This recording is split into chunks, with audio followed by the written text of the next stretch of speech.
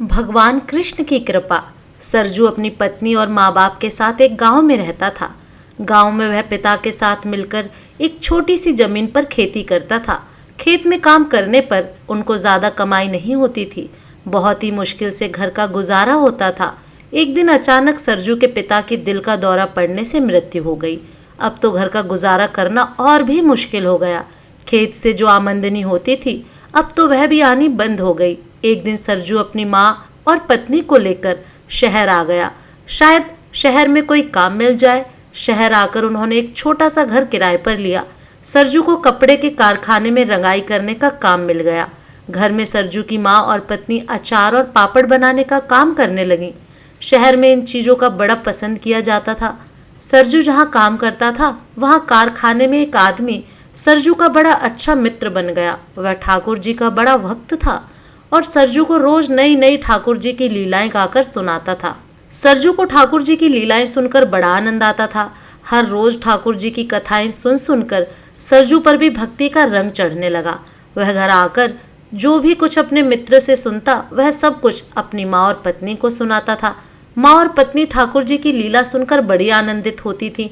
एक दिन सरजू ने अपने मित्र से कहा, तुम जिस ठाकुर जी की कथा मुझे सुनाते हो वह दिखने में कैसे लगते हैं? मुझे तो उनकी सूरत का भी पता नहीं। उनके दर्शन कब करवाओगे? ऐसा सुनकर उसके मित्र ने अगले दिन ठाकुर जी का एक चित्रपट लाकर उसे दे दिया। वह बड़ा ही मधुर बाल गोपाल का चित्रपट था। बाल गोपाल जी बड़े मनमोहक थे।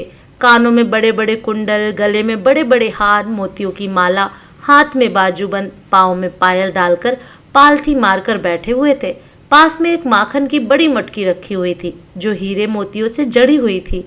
माखन की मटकी माखन से भरी हो जाने के कारण बाहर की तरफ माखन गिरता हुआ दिखाई देता था और ठाकुर जी 2 उंगलियों को माखन में डुबोकर पूरे मुंह पर माखन लगाकर खा रहे थे और मंद मंद मुस्कुरा रहे थे। इतनी आकर्षक मूर्ति को देखकर सरजू अपनी सुध बुध खो बैठा। वह चित्रपट को लेकर अपने घर आया और अपने घर के एक कोने को साफ करके उस जगह पर कपड़ा बिछाकर चित्रपट को वहां रख दिया और अपनी पत्नी से बोला, यह देख, मैं जिस बाल गोपाल की कथा तुझे सुनाता हूँ वे यही लड्डू गोपाल हैं। पत्नी को बड़ी प्रसन्नता हुई। वह भी लगन से ठाकुर जी की सेवा करने लगी। सरजू का बेटा 2 साल का हो गया था। वह सही से खाना नहीं खाता था। एक दिन उसकी माँ ने उससे कहा, देखो बाल गोपाल भी कैसे मजे से माखन खा रहे हैं, तुम भी ऐसे ही खाया करो। बेटे ने पूछा, माँ यह कौन है? माँ ने कहा, यह हमारे कान्हा प्रभु हैं। सरजू का बेटा बड़ा ही खुश हुआ और उसने कहा कि कान्हा प्रभु, मैं भी आपके साथ माखन खाऊंगा। उसकी माँ ने कहा, ठीक है, मैं तुम्हें रोटी से माखन खिलाऊंगी। और उसने रोटी का टुकड़ा भगवान के चित्रपट की मटकी पर लगा दिया और बड़े चाव से अपने बेटे को खिलाने लगी, मानो जैसे वह वाकई में ही माखन रोटी खिला रही हो। उसकी ऐसी सामर्थ्य नहीं थी कि वह बाजार से माखन लाकर अपने बेटे को खिला सके।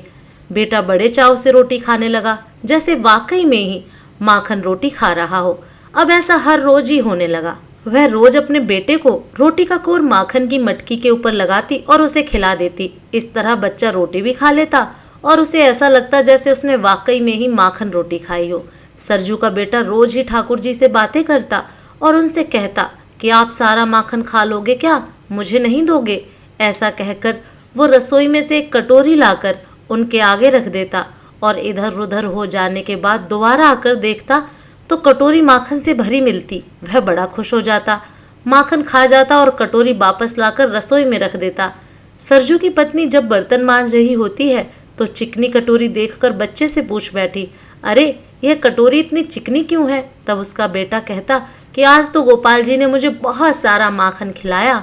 पर उसको कोई बात समझ में नहीं आती और बच्चा समझकर उसे टाल देती, लेकिन आश्चर्य में पड़ी रहती कि कटोरी रोज चिकनी कैसे हो जाती है।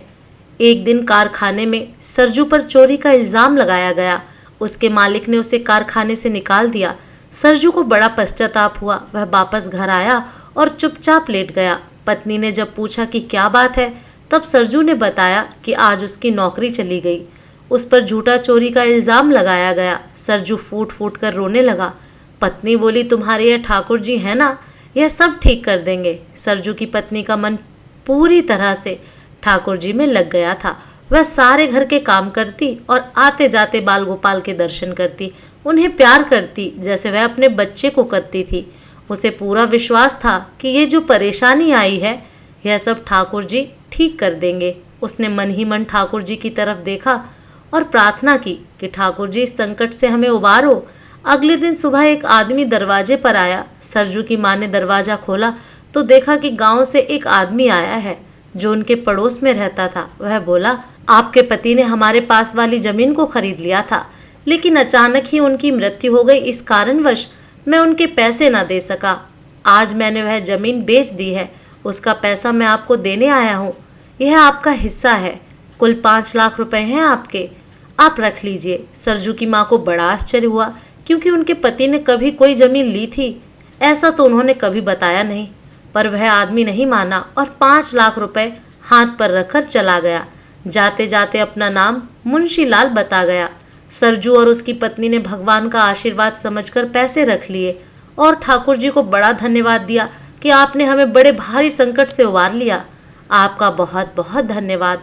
लेकिन आश्चर्य बना रहा कि क्या पिताजी ने कोई ज़मीन खरीदी और हमें नहीं बताया? ऐसा कैसे हो गया? उस पैसे से सरजू ने पास में ही एक दुकान खरीद ली और अचार व पापड़ का बिजनेस शुरू कर दिया। काम इतना बड़ा कि कुछ ही दिनों बाद ही सरजू बहुत अच्छे पैसे कमाने लगा। अब उसकी दुकान में बहुत सारे नौकर थे। घर में हर तरीके का आराम हो गया। सरजू जो पहले एक कारखाने में नौकर था, अब उसकी दुकान में ही बहुत सारे नौकर उसके नीचे काम करते थे। एक दिन सरजू के पास एक आदमी काम मांगने आया। सरजू ने उससे पूछा, कहाँ से आए हो? उसने कहा, पास के ही गांव से आया हूँ, तुम्हारे गांव का हूँ, यहाँ काम की तलाश में आया हूँ। तब सरजू ने उससे कहा, भैया हमारे गांव के एक मुंशीलाल हैं जो अभी कुछ दिनों पहले ही मुझे बहुत सारा पैसा दे गए और बता रहे थे कि हमारे पिताजी ने कोई ज़मीन खरीदी थी, वह ज़मीन बेचकर हमारे हिस्से का पैसा हमें देने आए थे।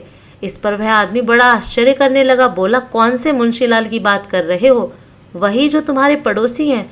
अरे भैया, उन्हें तो गए हुए बहुत साल हो गए, वह कैसे आ सकते हैं पैसा देने? उन्हें तो स्वर्ग सिधारे हुए बहुत साल हो चुके हैं। अब तो सरजू के होश गुम हो गए। उसने उस आदमी से कहा, भैया ऐसे कैसे हो सकता है?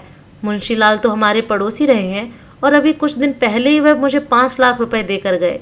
तब वह आदमी बोला, भैया मुंशीलाल को मरे हुए बहुत साल हो गए। जिस जमीन की तुम बात कर रहे हो उसकी कीमत तो इतनी भी नहीं है। 5 लाख तो बहुत बड़ी बात है। अब तो सरजू एकदम हक्का बक्का रह गया। वह भागा भागा घर गया और अपनी पत्नी को यह बात बताई। पत्नी को भी बड़ा आश्चर्य हुआ, माँ को भी बड़ी हैरानी हुई। तीनों ने मिलकर ठाकुर जी के चित्रपट की तरफ देखा तो क्या देखते हैं कि ठाकुर जी के चित्रपट के सारे गहने गायब हैं।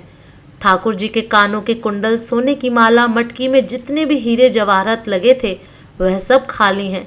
ठाकुर जी बिना गहने और बिना आभूषणों के बैठे हैं। ऐसा देखकर उन्हें बड़ा आश्चर्य हुआ। वह सब अपना सर पीटने लगे। उनकी आंखों से आंसू की धारा बहने लगी।